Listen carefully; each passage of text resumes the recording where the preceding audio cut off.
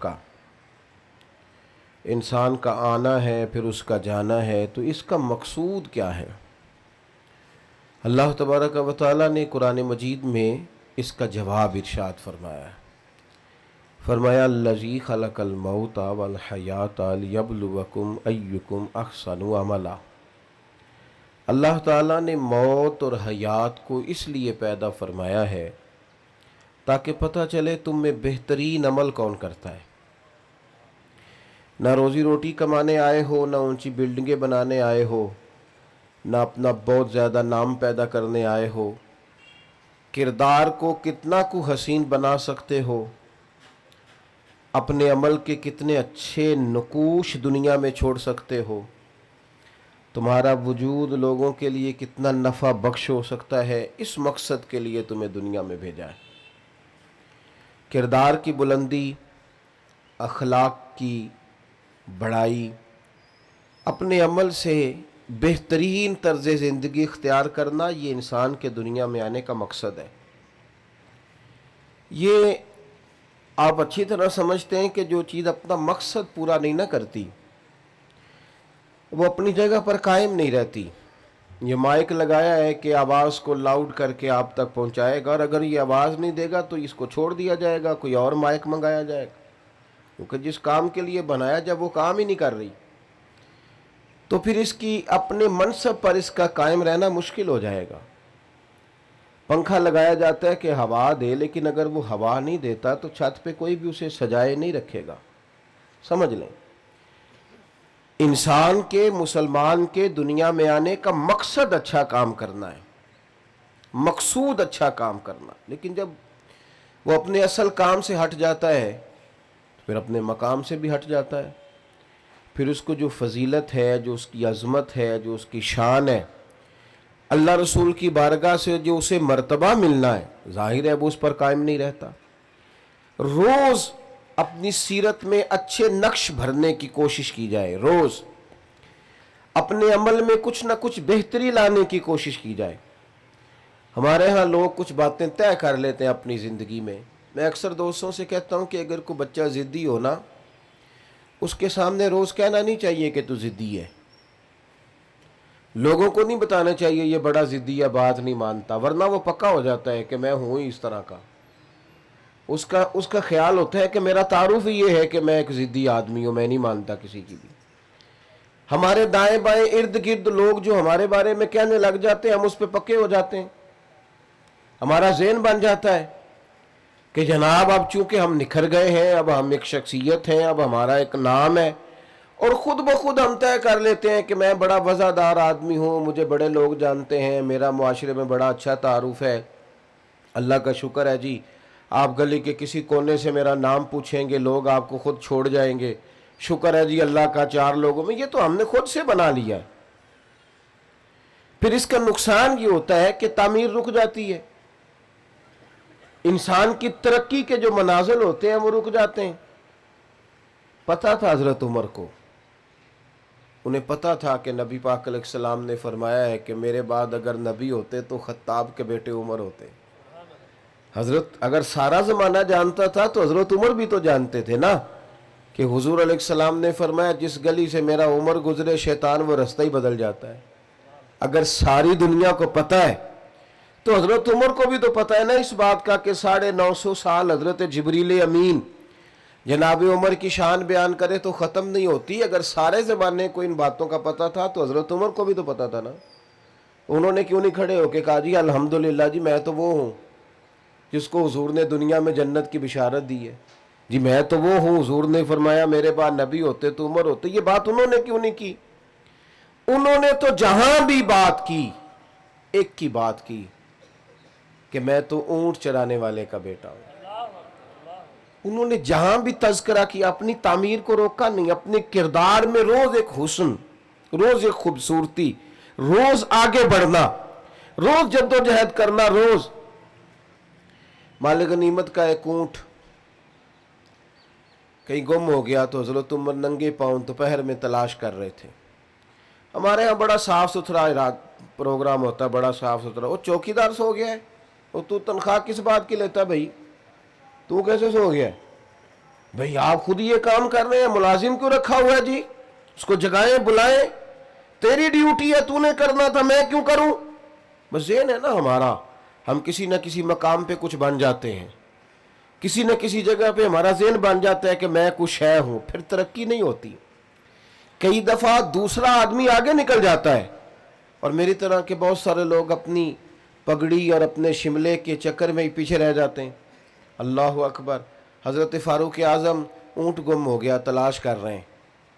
ایک صحابی نے کہا جناب غلام کو کہہ دیں، آپ تو 24 لاکھ مربع میل کے حکمران ہیں، ہر بندے کو غلط فہمی نہیں ہو جاتی کہ میں فلانی چیز ہوں؟ یہاں تو لوگ آ کے بات سناتے ہیں تو محسوس ہوتا ہے کہ یہ مسئلہ پوچھنے نہیں آئے، یہ مسئلہ بتانے آئے ہیں، یہ تو سبق دینے آیا ہے۔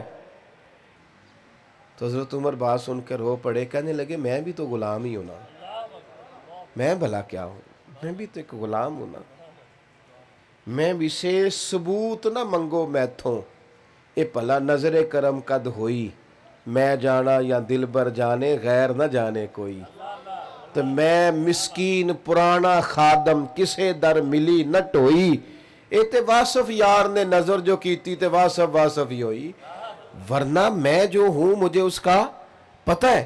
بھائی اپنی تعمیر میں، اپنے کردار میں، اپنے معاملات میں روز ایک حسن، روز ایک خوبصورتی بھرنے کی کوشش کی جائے، اچھا سے اچھا عمل، بہتر سے بہتر عمل۔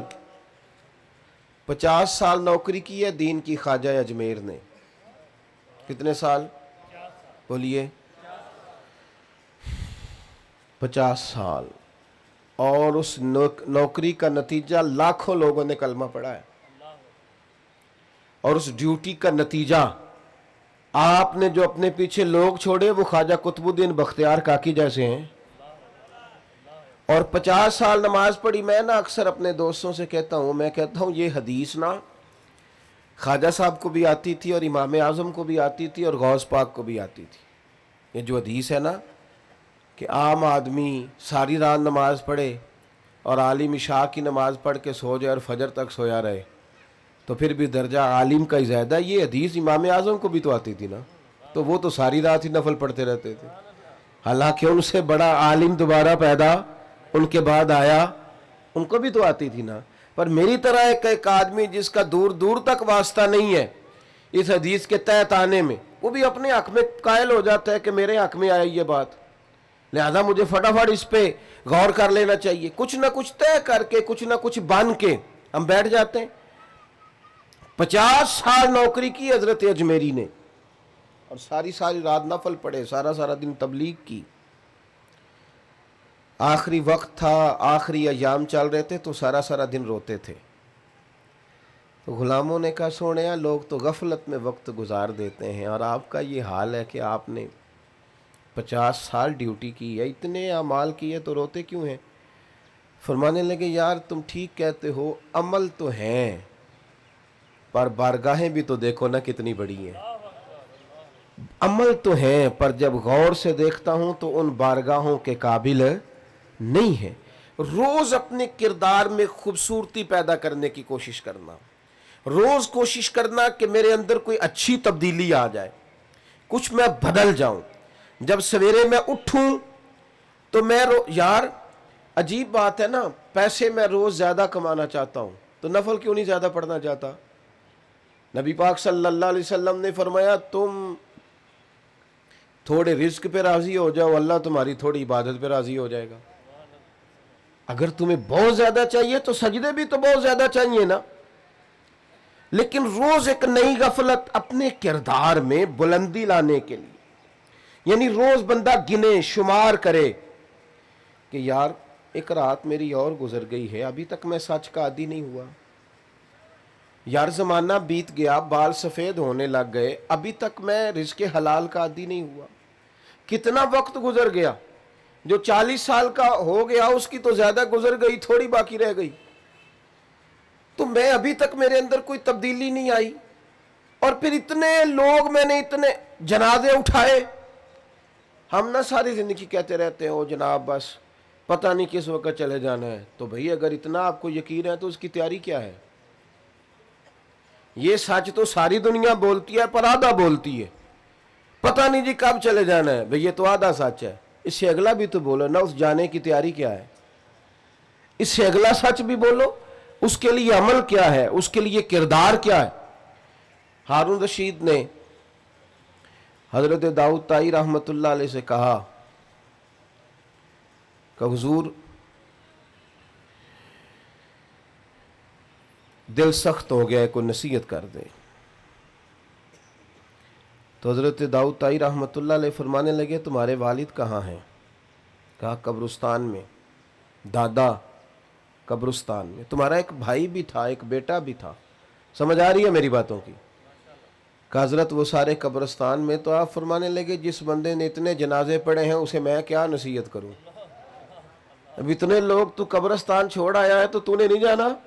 इतने जनाजे तूने पड़े हैं और अभी तू कह रहा है मैं नसीहत करूं? अजीज भाइयों, किरदार ज्यादा से ज्यादा खैर, ज्यादा से ज्यादा। अगर आप मेरी बात पे थोड़ी तवज्जो करें ना, तो इस उम्मत के जो उस्ताद है ना, उनका नाम हजरत अबू बकर सिद्दीक है। उम्मत मुस्लिमा ने किरदार की रोशनी, अमल की खूबसूरती, जज्बा इश्क रसूल सल्लल्लाहु अलैहि वसल्लम, हुजूर की ग़ुलामी, वफा, अदब, ये सारा कुछ इस उम्मत ने हजरत सिद्दीक अकबर से सीखा है। उन्होंने हुजूर के बाद सारी उम्मत को सिखाया है कि किस तरह तुमने हुजूर से रिश्ता रखना है। आप कभी गौर करें ना इस शख्स पर, ये ताजर भी थे, नबी करीम अलैहिस्सलाम की खिदमत में हर वक्त हाजिर बाश भी रहते थे, ड्यूटी भी करते थे। जिस तरह का हुजूर हुक्म करते वो हुक्म भी पूरा करते थे। लेकिन आप कभी खूबसूरती देखें ना तो इस तरह नहीं है कि मैं निस्बत वाला हूं तो मैं करीब। हमारे यहाँ ना एक बहुत बड़ा तबका वो भी पैदा हो गया है जो कहता है मेरी निस्बत बड़ी करीब किया तो मुझे खैर है। और कुछ नात खां भी हमें मिल गए हैं, कुछ वाइज मिल गए, कुछ कवाल मिल गए, जो जन्नत बस 3 4 5 मिनट की बात है, आप जन्नती हैं, इतनी सी बात है। और अगर ज़्यादा जल्दी जन्नत लेनी हो फिर आपके पास करारे नोटों की दथी होनी चाहिए और स्टेज के आपको करीब होना चाहिए। फिर तो बिल्कुल उसी वक्त नाम भी याद कर लिया जाता है और इश्क रसूल की डिग्री भी बांट दी जाती है, फिर तो बिल्कुल करीब है।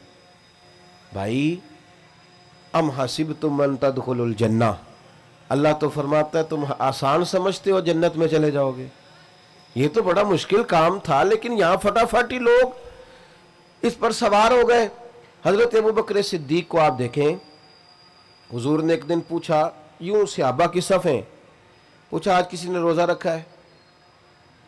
अर्ज की हुजूर मैंने रखा है। फरमाया आज किसी ने मिस्कीन को खाना खिलाया है? या रसूलल्लाह मैंने खिलाया है। आज किसी ने कोई जनाजा पढ़ा है? या रसूलल्लाह मैंने पढ़ा है। हुजूर ने फरमाया अबू बकर ये जो सलाहियतें तेरे अंदर है ना, अगर किसी बंदे में जमा हो जाए ना तो अल्लाह ताला उसे जन्नत ही अता फरमाता है, उसका लाजमी नतीजा जन्नत है। ये देखें जनाजा भी पढ़ रहे हैं, जो नबी करीम की नौकरी है वो अपनी जगह पे कायम है, जनाजे भी हैं, सदकात भी है, खैरात भी। इसके बाद आप देखें हजरत उमर फारूक रदी अल्लाह ताला अन्हु फरमाते हैं बूढ़ी अम्मा का काम भी कर आते थे हजरत सिद्दीक अकबर घर का जाके, उसके बर्तन भी मांज आते थे, बर्तन भी। कौन? अमीरुल मोमिनीन, खलीफा वक्त। जब आखिरत के लिए नेकियां इकट्ठी करनी हो ना झाड़ू के साथ, फिर जज्बा और होता है। उस बूढ़ी के बर्तन भी मांज आते, उसके घर में झाड़ू भी दे आते, उसे रोटी भी खिलाते। और हजरत उमर फरमाते हैं अजीब नज़ारा मैंने देखा, जनाब सिद्दीक अकबर के विसाल को तीसरा दिन था और मैं असर की नमाज के बाद मस्जिद नबवी शरीफ में बैठा था। 2-3 छोटी छोटी बच्चियां मेरे पास आई, कहने लगी चचा अब आप खलीफा बने? मैंने कहा हाँ मेरी जिम्मेदारी लगी है। तो वो कहने लगी फिर आप चलेंगे हमारे साथ? मैंने कहा पुत्र तुमने कहाँ ले जाना है? तो कहने लगी हम ना 4-5 बहनें हैं, हमारा भाई कोई नहीं, वालिद इंतकाल कर गए, हमारे घर में कुछ बकरियां हैं। अबू बकर रोज़ असर के बाद आते थे, हमारी बकरियों का दूध धो के हमें दे जाते थे, कुछ बेच लेती थीं गुजारा हो जाता था, कुछ पी लेती थीं पेट भर जाता था। चचा जान 3 दिन हो गए मेरी बहनें रोती हैं, मेरी अम्मा रोती है, सिद्दीक अकबर विसाल कर गए, आप चलेंगे? हजरत उमर फारूक कहते हैं बड़ी चीज़ों का तो मुझे पता था, इसका तो पता ही नहीं था, आप चलेंगे? मैंने कहा हाँ बेटा मैं चलूँगा। बेटियां आगे आगे चलने लगी, सैयदना फारूक आजम पीछे पीछे रोते जा रहे। रास्ते में एक सहाबी मिले, कहने लगे उमर कहाँ जा रहे हो रोते हुए? तो फरमाने लगे यार अबू बकर सिद्दीक मेरे लिए रास्ता ही बड़ा मुश्किल कर गया है, जिगर राहे वफा में नक्श ऐसे छोड़ आया हूँ, मैं जिस मंजिल से गुजरा हूँ वो अब तक याद करती है। हमने ना बड़ी हदीसें सुनी और बड़ी पढ़ी और बड़ी लोगों के सामने बयान की उलमा ने। मैं बस बड़ी जल्दी बात ख़त्म करने लगा हूँ, आप मेरी बात पर तवज्जो करें। हमने 20 दफ़ा अपने उलमा से सुना कि जो बंदा सड़क से दरख्त काट दिया, जिसने कि ये दरख्त रुकावट बनता था, वो बंदा जन्नत में गया। जिसने कांटा उठा दिया, रोड़ा उठा दिया, वो जन्नत में गया। सुनिए ना हदीस हमने, हाँ ना तो करे ना। लेकिन मेरा सवाल ये है कि इतने लोगों ने हदीसें सुनी, फिर रोड़े उठाए क्यों नहीं जा रहे सड़कों से? फिर तो वहीं कीचड़ सारा फेंका जाता है, कचरा फेंका जाता है। इतनी दफ़ा सुनी ये हदीस, शायद हर बंदे को याद हो कि एक तवाइफ ने कुत्ते को पानी पिलाया था तो रब ने उसकी बख्शिश कर दी। सबको आती है? हाँ तो करे ना यार। आपको भी आती है जी? सबको पता है ना हदीस पाक का।